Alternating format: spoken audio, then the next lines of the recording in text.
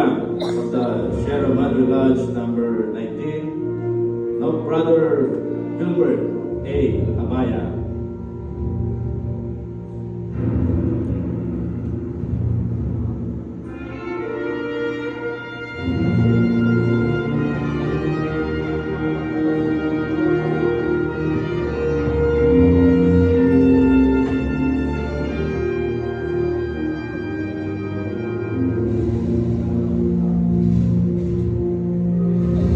Brethren, proceed to your proper stations.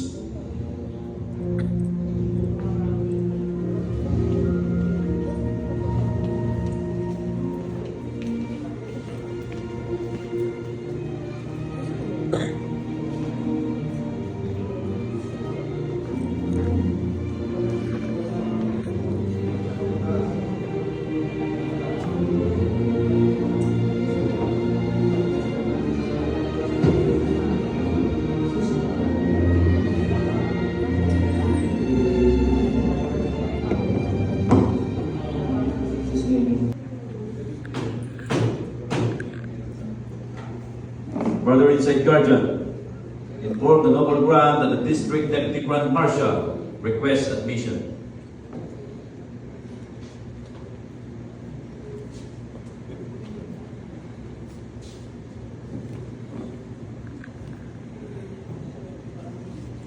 Noble Grand, the District Marshal requests admission. You will admit him.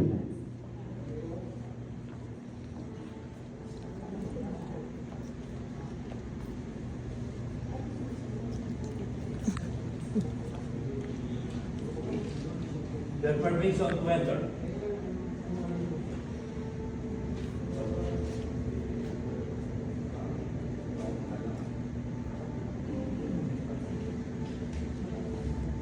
Noble Grand, I was instructed by Right Worthy Brother John Patrick S. Tiquito, District Deputy Grand Sir of the Metro Manila East District, Grand Lodge of the Philippines, Independent Order of Odd Fellows, to ascertain whether you are ready to proceed with the ceremony of installation. District Deputy Grand Marshal, please inform the District Deputy Grand Sire that the lodge is prepared for installation and awaits his pleasure.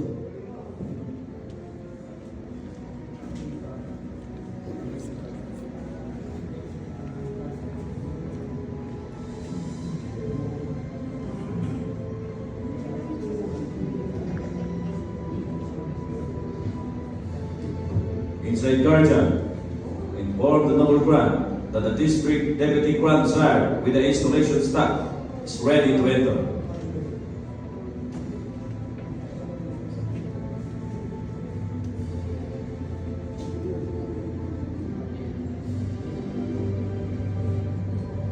Noble Grand, the District Marshal, the installation staff.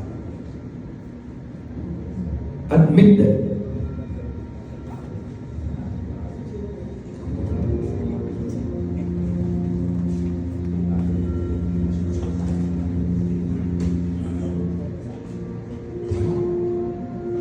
You have permission to enter.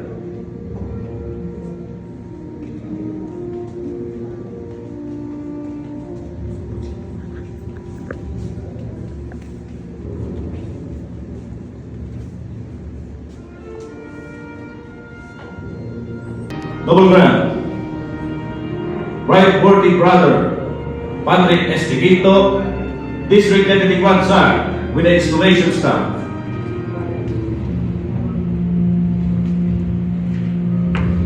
Noble Grand, by the authority of the Grand Lodge of the Philippines, we appear here for the purpose of installing into their chairs the officers of Sierra Madre Odd Fellows Lodge number 19. Having been satisfied with all the necessary requirements for installation have been complied to, we direct you to request the officers of the lodge to surrender their chairs to the installing officers. Officers of Sierra Madre Lodge number 19, with the exception of the acting past grand, you will surrender your chairs to the installing officers.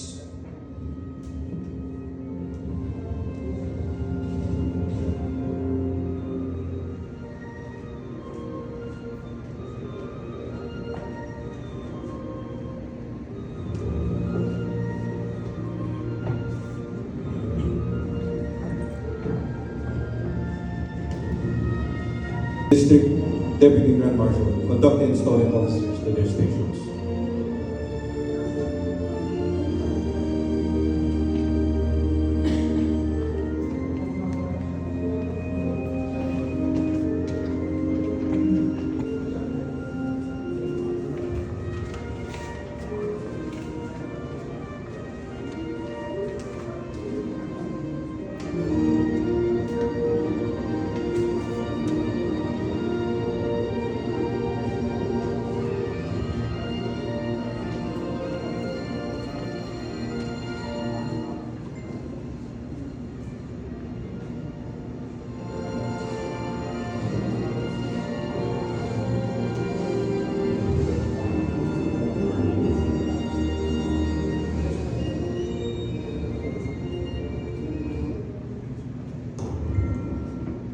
Officers of Sierra Madre Alperos Lodge, number 19, is on in line to surrender your regalias.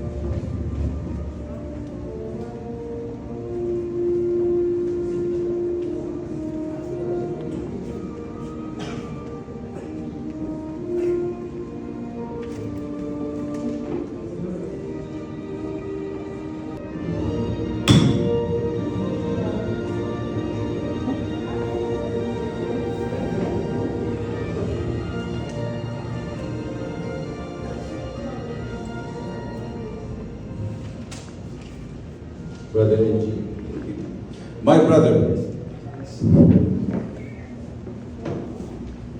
I invest you with the regalia of your rank as past noble grand. It is in recognition of your service in your lodge and is worn only by one who has attained honorable distinction in our order.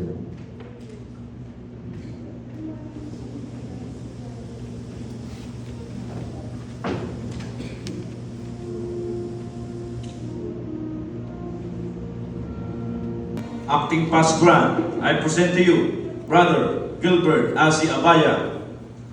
Having completed the term of service is now ready and eligible for the entered upon the duties of a Past Grand. The service rendered by you as a noble grand, Brother Gilbert Asi Abaya, entitles you to be admitted to the rank of Past Grand. Your talents, enhanced by this past experience, will be little value to you or your lodge unless really used to the advantage of both. The knowledge gained in your progress to this office will enable you to make even greater contribution to your lodge than ever before.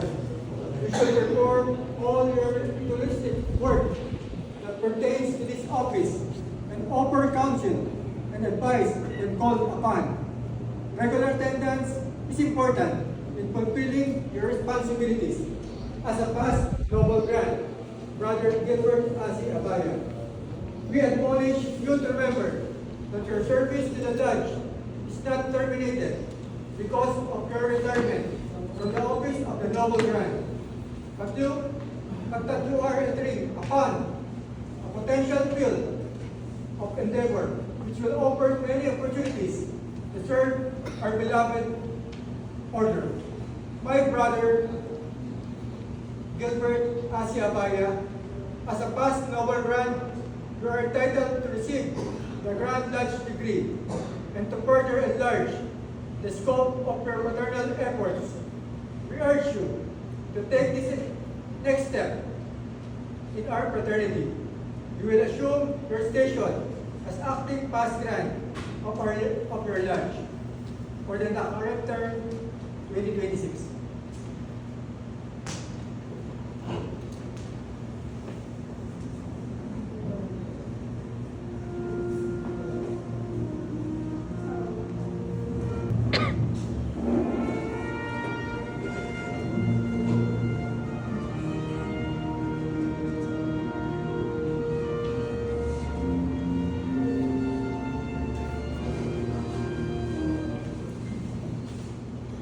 District Deputy Grand Marshal, you will present the officers-elect for installation.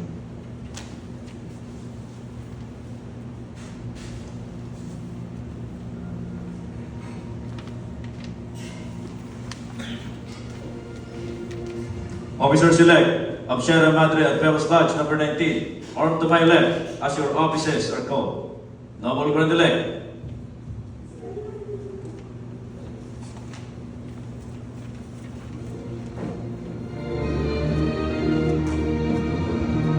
Vice Grand-elect,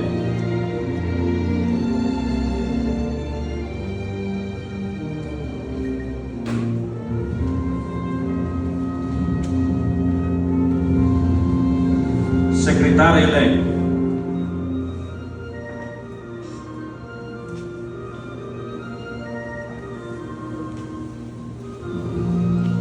Financial Secretary-elect,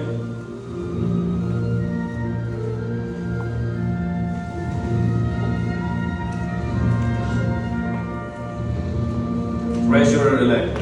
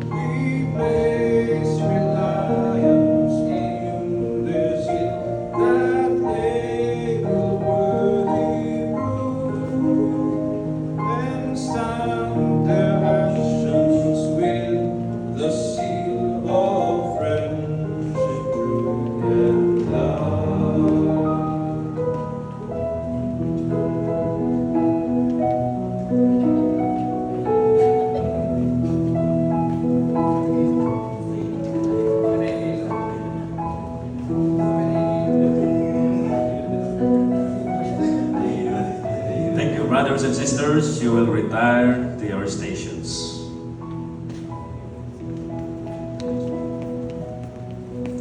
Sister.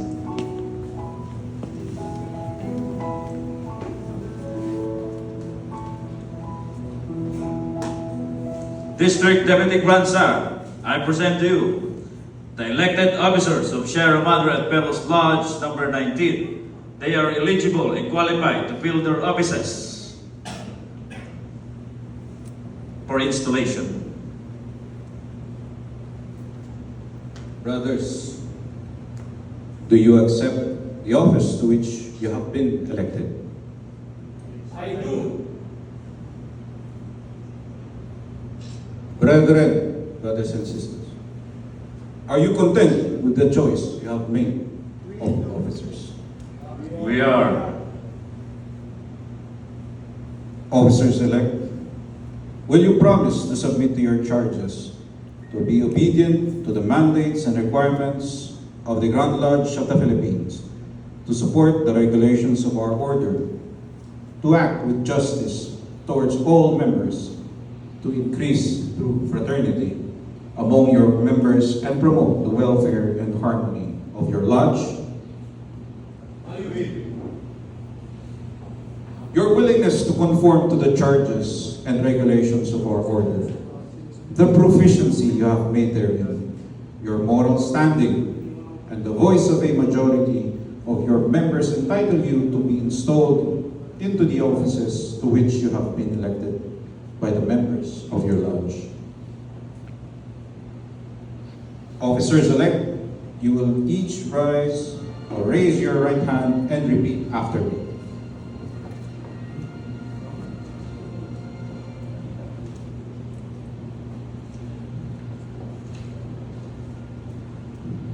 In the presence of the members of the order here, repeat after me.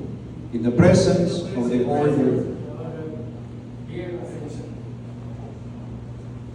I pronounce your name. I, Donald Marquez, Do solemnly promise do solemnly promise that I will perform the duties of the office that I will perform the duties of the office into which I am about to be installed into which I am about to install until the end of the term until the end of the term for which I have been elected. for which I have been elected, And at the end of my term of office, and at the end of the term of my office, either by expiration, either by expiration, resignation, or otherwise, resignation, or otherwise, I will surrender it, I will surrender, together with all books and papers together with all books and papers belonging to the lodge, belonging to the to my successor, to my success, and will perform such duties and will perform such duties that pertain to my office that pertain to my office as the lodge may require. as the laws may require. I will support, maintain, and abide I will support, maintain, and abide by the laws of the Sovereign Grand Lodge by the laws of the Sovereign Grand Lodge of the Independent Order Odd Fellows, of the Independent Order of Providence, the Constitution, the Constitution, bylaws, bylaws, rules and regulations rules and regulations of the Grand Lodge of the Philippines, of the Grand Lodge of the Philippines, and the Constitution and bylaws of my lodge, and the Constitution and bylaws of my lodge, to the faithful performance of all which the faithful performance of all which I pledge my sacred honor. I pledge my sacred honor.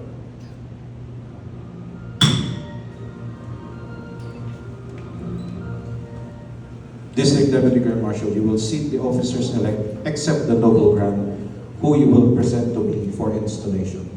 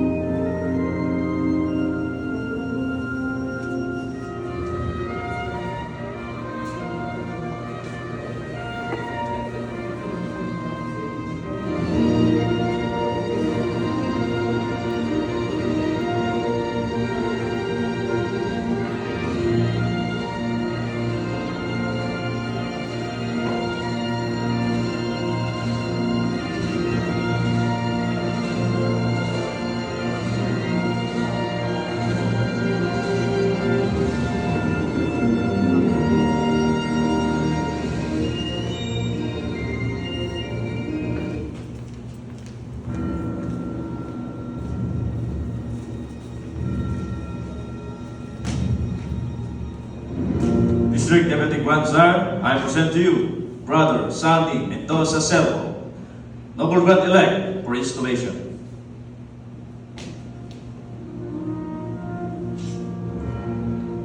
My brother, you have been elected Noble Grand of your lodge for the present term and until the installation of your successor, as it will be your duty to preside at the meetings of your lodge.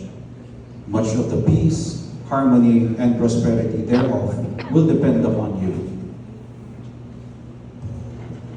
It is therefore necessary that you should deeply impress upon your mind the important duties of your station.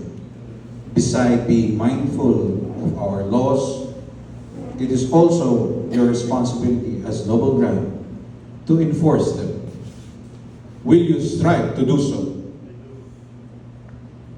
District Deputy Grand Marshal, you will invest the noble grand elect with the regalia of his office.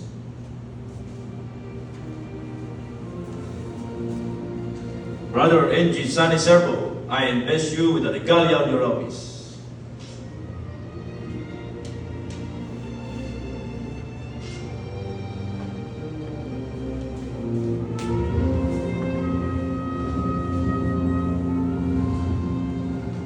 Noble Grand, having full confidence in your integrity, we present to you the Code of General Laws, the Constitution, and the bylaws, mabigat, rules and regulations of the Grand Lodge of the Philippines, and the Charter under which your lodge exists. It is your duty to know that these are present in the lodge room when open and at the installation of your successor. We also present to you the Constitution and bylaws of your lodge. You are to take them for your guide. Noble Grand, you will please be seated at my right.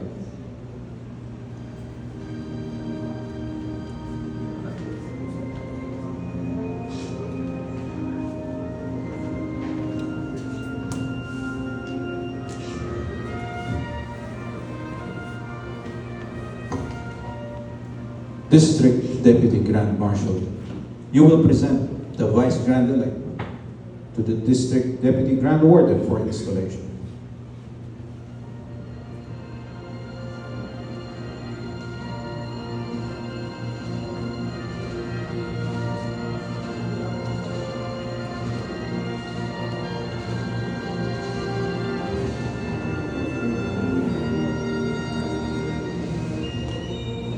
District Deputy Grand Warden, I present to you Brother Jude Arojo, Vice Grand Elect for installation.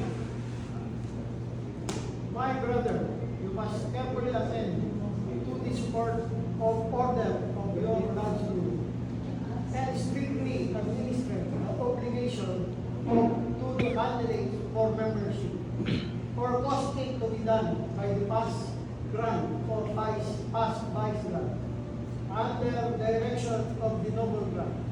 You will have supervision of the inner door except otherwise provided. Should the noble grand at any time omit anything pertaining to his office, it will not only be your privilege but your duty to apprise him thereof. In the absence of the noble grand, his duties will devolve upon you. It is therefore necessary that you acquaint yourself fully with all the requirements of his office, that you must be qualified in assuming his duty. Will you promise in the absence of the noble grand that the discharge for the utmost of your ability, all the duties, obligation, otherwise consented in by the noble grand?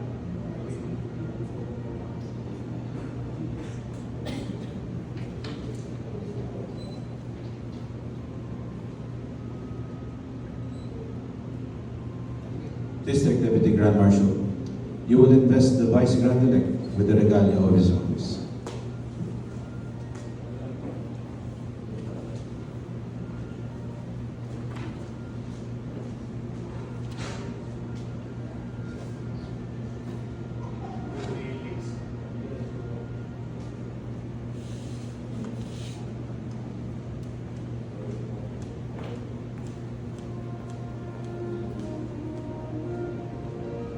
Brother Jude Arojo, I invest you with the regalia of your office. Vice Grand, in receiving this regalia, remember that the performance of the lodge was placed upon in your full confidence. But when its purity shall not be blemished. I present to you the copy of Constitution and bylaws of your lodge, which you will make your study, in order that you may assist the noble brother in discharge of his duties,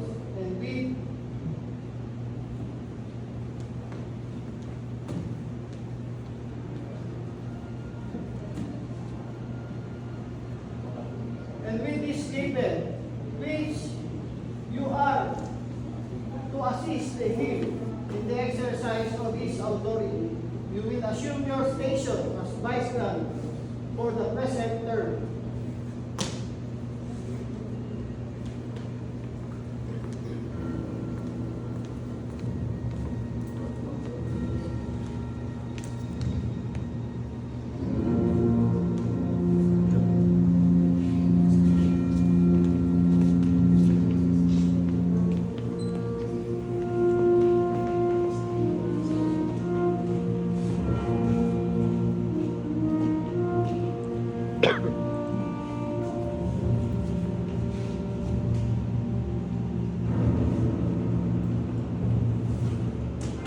District Deputy Grand Marshal, you will present the Secretary-elect to the District Deputy Grand Sire for installation.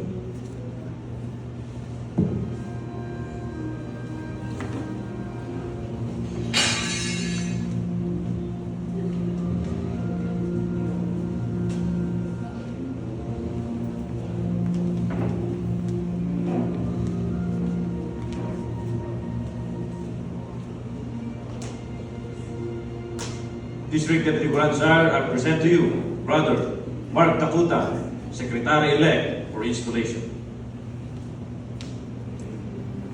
My brother, you are charged with the care of the books of the lodge. You must keep an accurate record of the proceedings of every lodge meeting, issues all warrants for the payments of money, fill up all summonses, and write all communications that may be ordered by the lodge or by the noble grand. You must be punctual, correct, and faithful in the discharge of the duties of your office. No person is at liberty to interfere with your books except the noble grand. The Grand Sire or any person or committee authorized by the Grand Lodge or Grand Sire. If your lodge has no financial secretary, you must keep correctly the accounts between the lodge and its members. And at the close of each regular session, pay all money in your hands to the treasurer, taking his receipts, therefore, and keep your accounts regularly posted and be ready at all times to render to the noble grand statements of the arrears of members, so that the rights be not abused. At the end of each term, you will render a faithful report of the work of the lodge to the Grand Lodge and give the required assistance to the committee appointed to examine the books, vouchers, and papers of the lodge. District Deputy Grand Marshal, you will invest the Secretary-elect with the regalia of his office.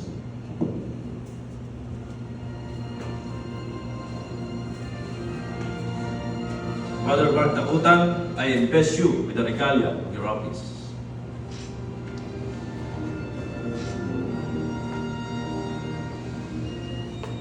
Secretary, in wearing this insignia of the important office to which you have been elevated, it is our hope that you will not for a moment lose sight of the responsibilities resting upon you, and that you will surrender it to your successor with as much honor to yourself as you now receive it.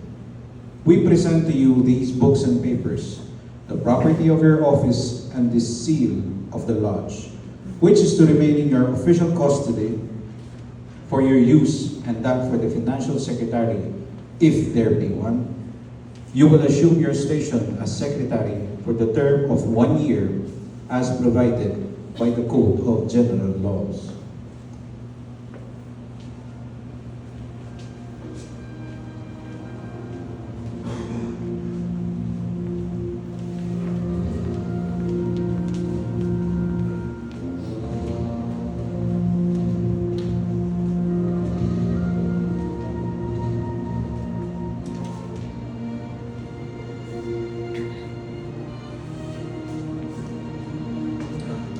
District Deputy Grand Marshal, you will present the Financial Secretary-elect to the District Deputy Grand Sire for installation.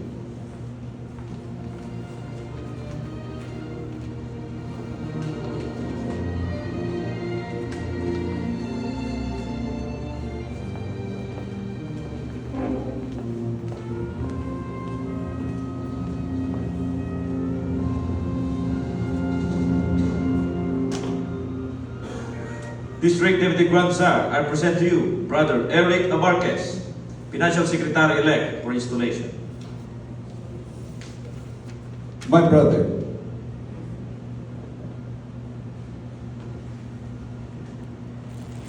you must keep correctly the accounts between the lodge and its members, and at the close of each regular session, pay all monies in your hands to the treasurer. Taking his receipt, therefore, you must be punctual, correct, and faithful in the discharge of your duty. Keep your accounts regularly posted and be ready at all times to render to the Noble Grand statements of the arrears of members so that their rights not be abused. No person is at liberty to interfere with the books except the Noble Grand of your lodge. The Grand Sire, or any person or committee authorized by the Grand Lodge or by the Grand Sire. At the end of each term, you will render a faithful report of the work of your lodge to the Grand Lodge and give the required assistance to the committee appointed to examine the books, vouchers, and papers of the lodge. District Deputy Grand Marshal, you will invest the Financial Secretary-elect with the regalia of his office.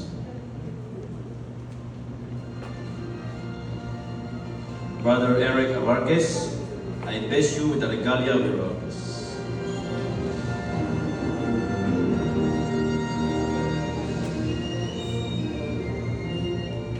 Financial Secretary, in bearing this distinction among your members, be diligent in discharging the duties of your station.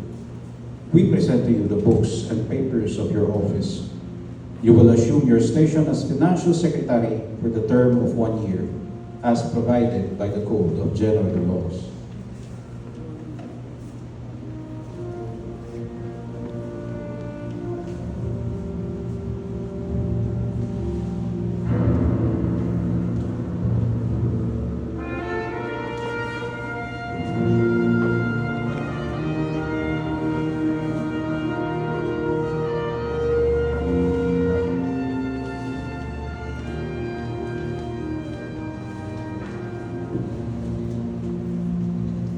District Deputy Grand Marshal, you will present the Treasurer-elect to the District Deputy Grand Treasurer for installation.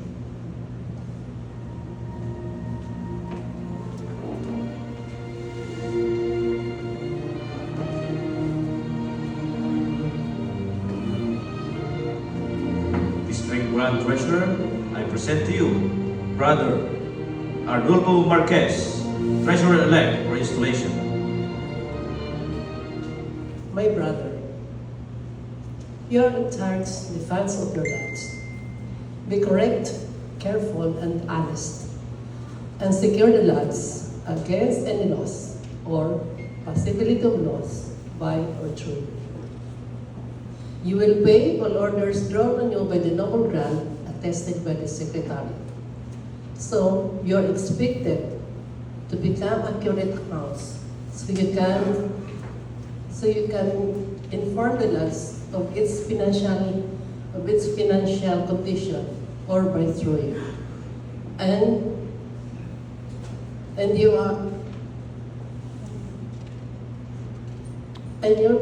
surrender your trust at any time, together with your paper and funds belonging to the lots.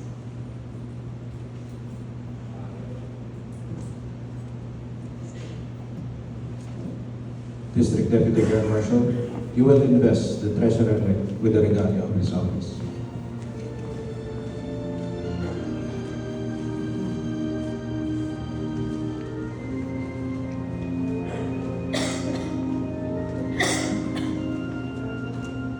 Brother Arnulfo Marquez, I invest you with the regalia of the office.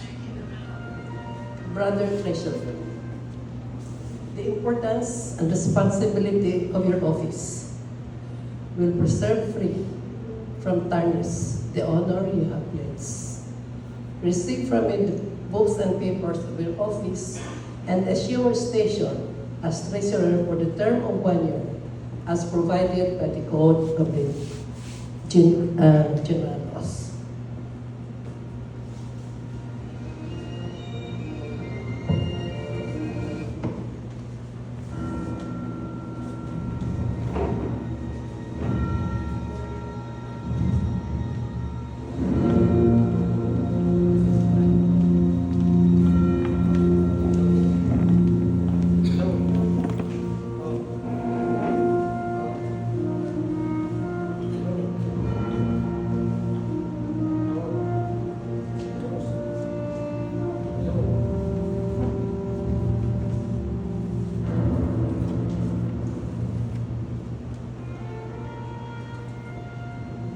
Noble Grand of Sierra Madre Lodge number 19, you will appoint your officers.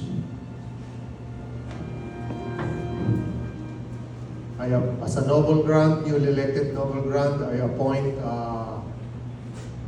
Brother Elfren as warden, and I appoint Brother Bong de Guzman as chaplain.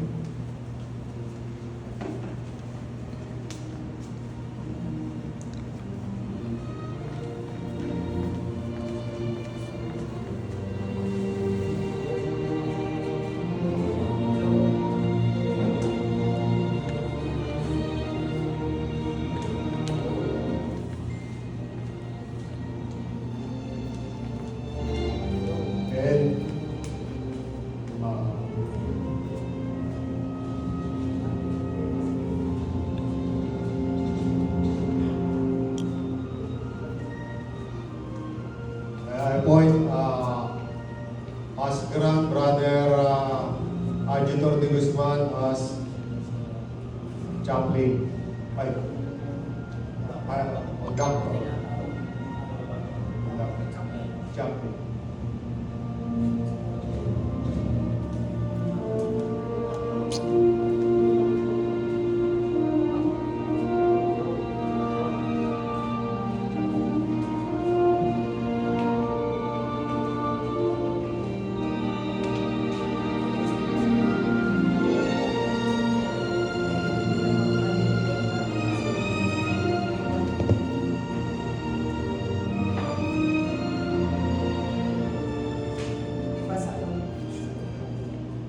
Brothers, do you accept the offices to which you have been appointed?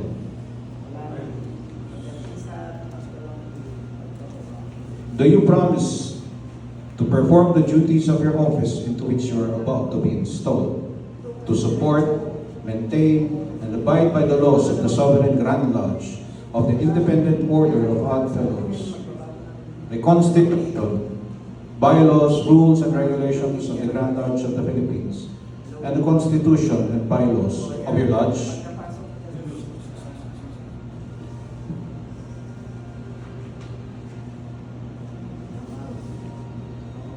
Brother Elfren Bergonia, as warden, it is your duty to do all you can while in the lodge to make the members comfortable. You are to examine every person present in the passwords when the lodge is about to be opened and perform all duties required of you in conferring the degrees and otherwise. You are to take care of the regalia of your lodge and to convey all summonses that may be issued. Brother Bong, conductor. You are to receive the candidates for initiation when they enter the lodge room and to perform all duties assigned to you in conferring the degrees or otherwise. You are also to assist the warden while in the lodge.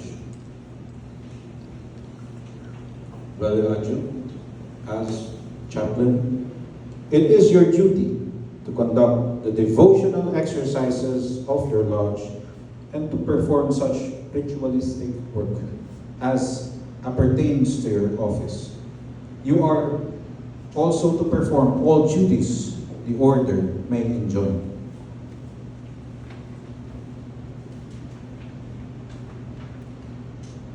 District Deputy Grand Marshal, you will invest the appointed officers with the regalia of their office.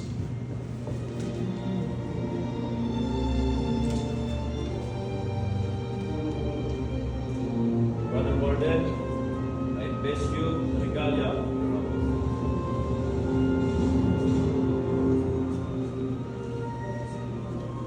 Brother Conductor, I invest you the regalia of your office.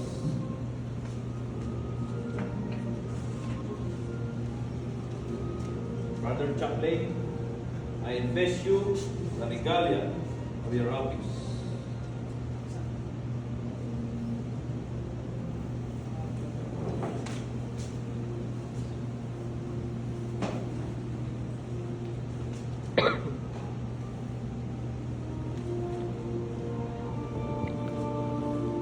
District Deputy Grand Marshal, you will conduct the appointed officers to their stations.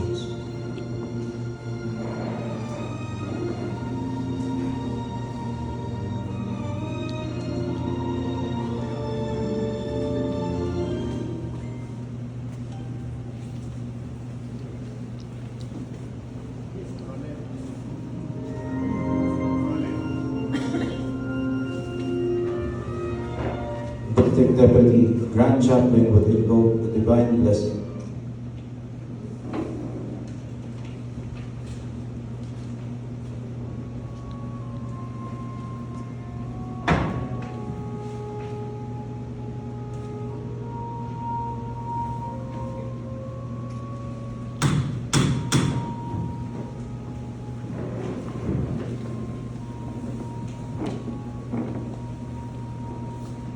Almighty and ever-loving God, we humbly beseech you today to bless the work in which we have been engaged. Preserve, O Heavenly Father, the order of which we are members. Aid us in the good work, benevolence, and charity, to which we are pledged, and give direction and success our efforts. Bless, we pray, you the members who have been selected as the officers of this lodge, and know them with your spirit and wisdom. Let your protective care be over them, guided by your power in the way of everlasting. Direct us, O Lord, in all your doings, with your most gracious favor, that in all our works begun, continued, and ended in you, we may glorify your holy name, and finally, by your mercy, obtain everlasting life. Amen. Amen.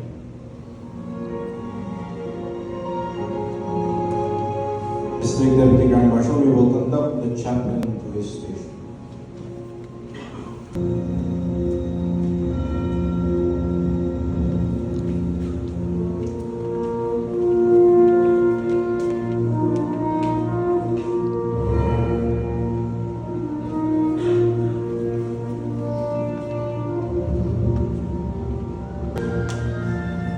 By the command of the District Deputy Grand Sar, I proclaim the officers of Sierra Madre Alperos Lodge number 19 installed to their offices in a regular form.